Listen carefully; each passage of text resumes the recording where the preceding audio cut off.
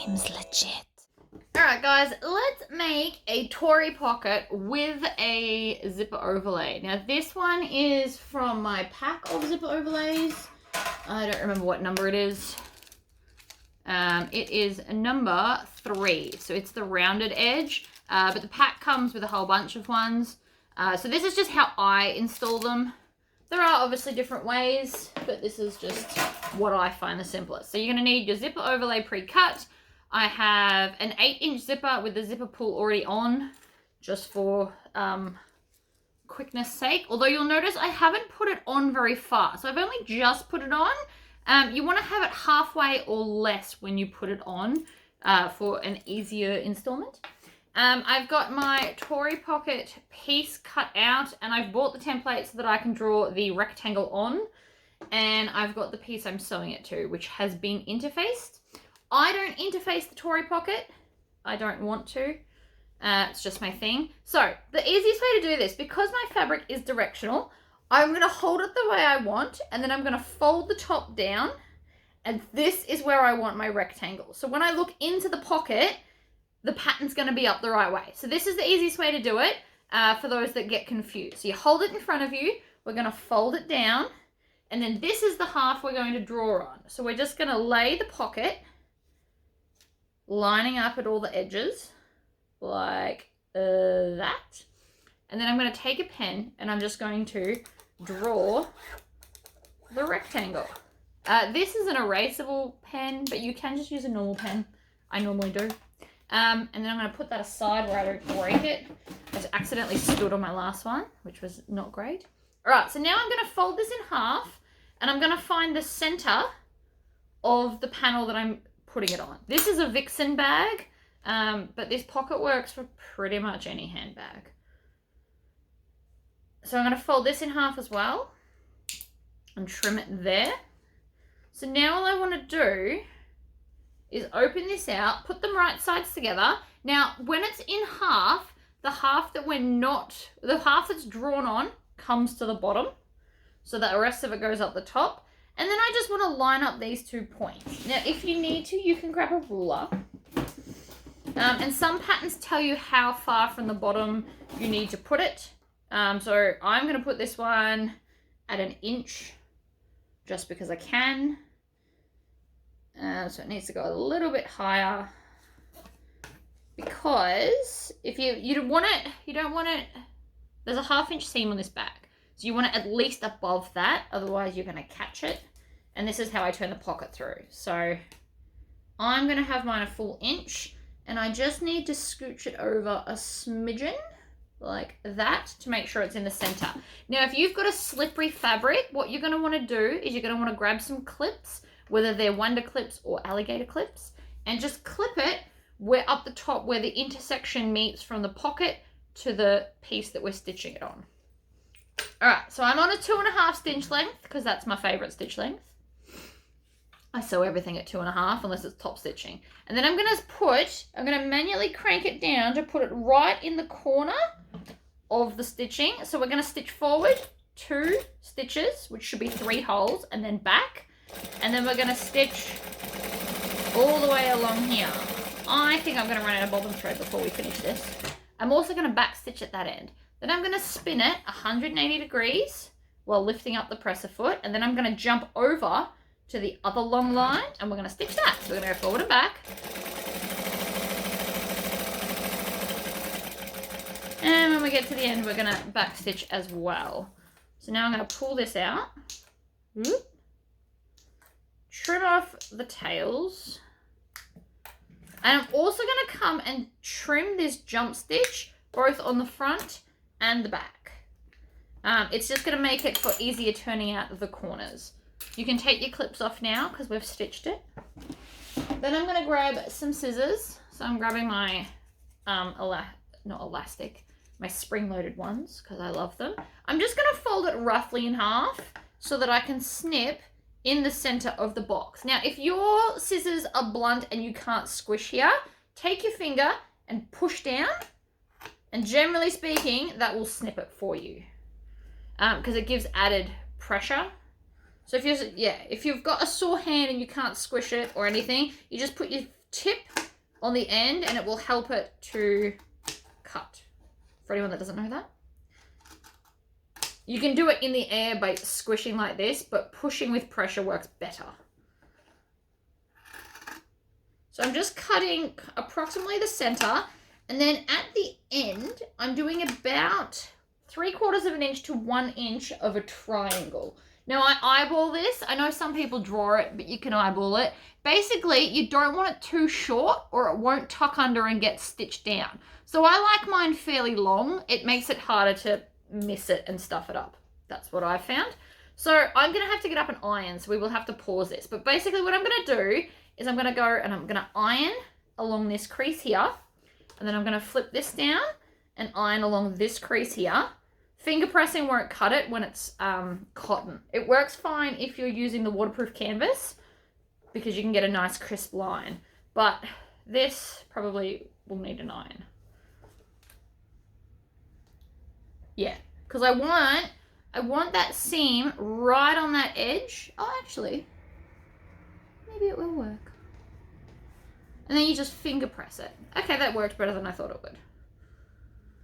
But you can also iron it, obviously, because that's what I was about to do.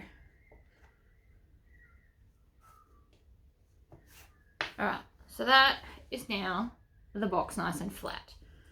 Now that I've established that, we're going to mess up that whole flatness. So I'm going to take this and I'm going to take some 6mm or 1/4 inch double-sided tape, so it's slightly skinnier.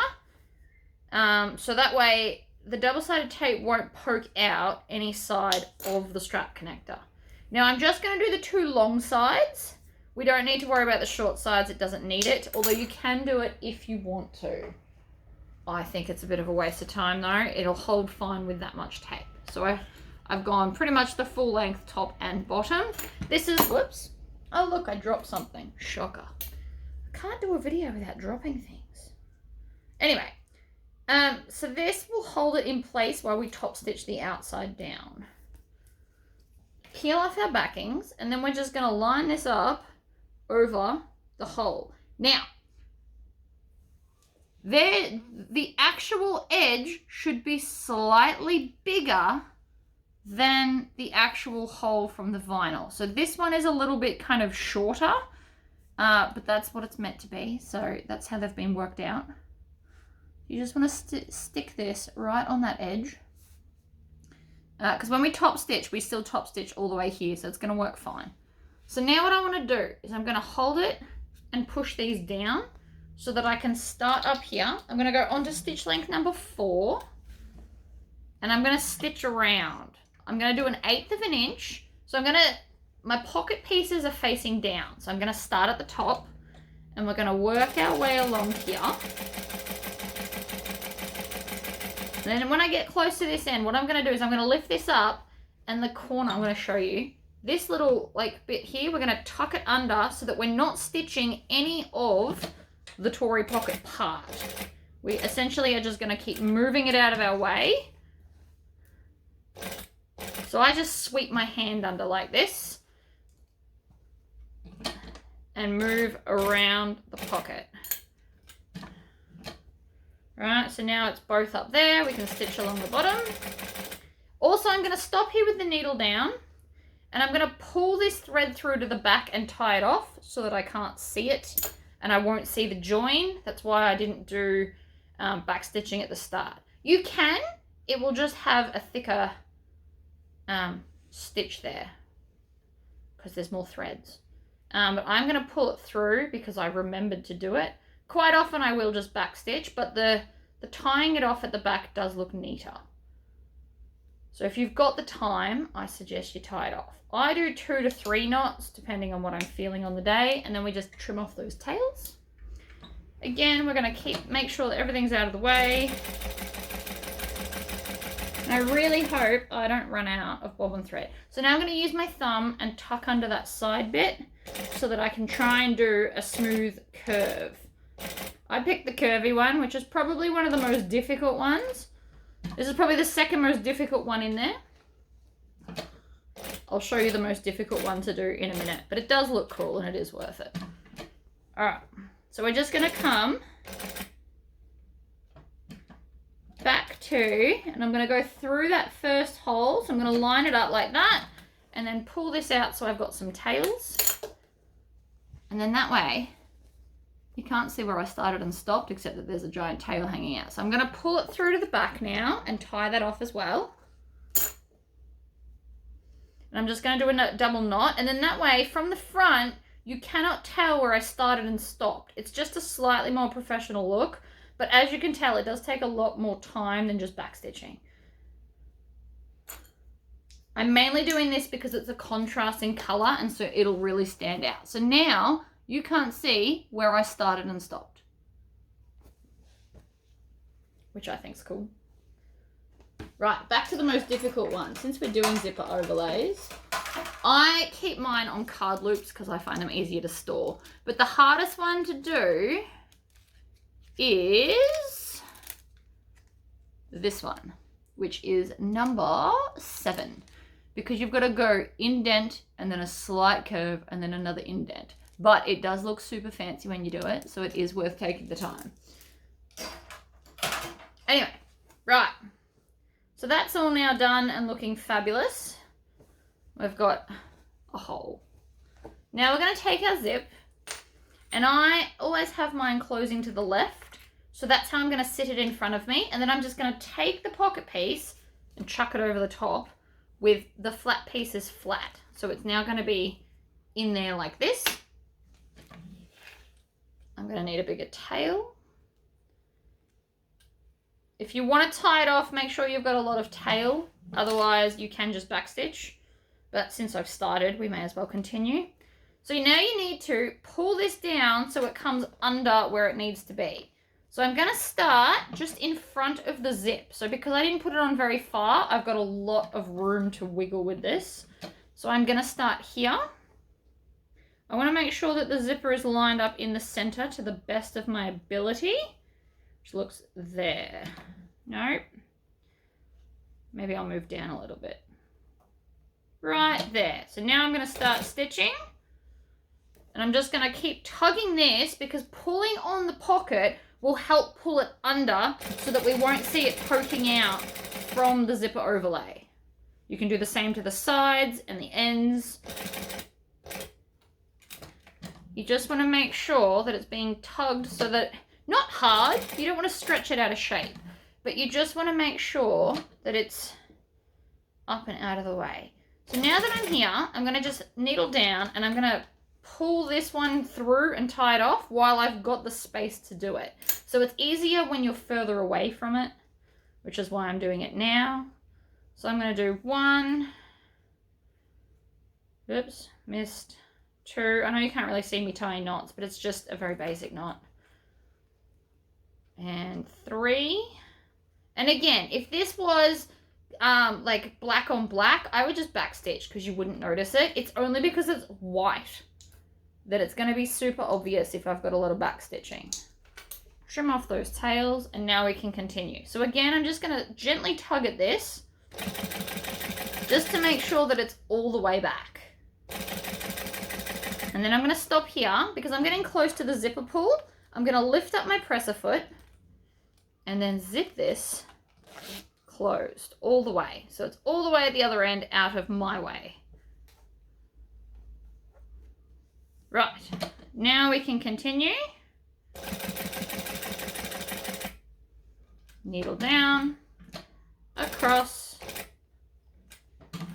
and let's hope I don't run out of bobbin thread for this last little bit or I might cry. Needle into the hole and then pull, and I just ran out of bobbin thread then. I felt it, but that's okay, I have enough. So I fluked that super, super well. So I'm gonna triple knot it. So 1, 2, whoops, I missed the hole completely. 2 and 3. And then trim off those tails so that they're not hanging around inside your bag. So from the outside, you can't see where I started and stopped. Now, obviously you know because you were watching, but if you were to walk past this bag, you would have no idea. So it's those little things. It takes a little bit extra time, but sometimes it is worth it. So now I already have another bobbin waiting because I knew this was going to happen. I put it in. I never completely fill my bobbins either. Me and my machine don't get along as well as I'd hoped, and full bobbins tend to cause knots and chaos. So I don't do it. Now, if I pick up the main pocket piece, your flap should fall over perfectly and line up along the bottom.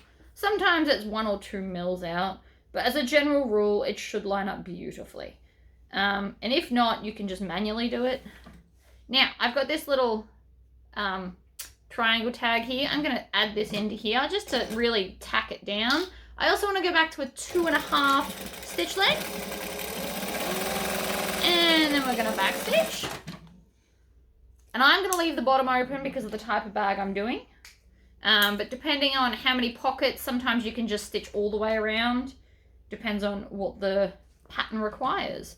This will be one of my last seams because I'm going to turn the last of the bag through there.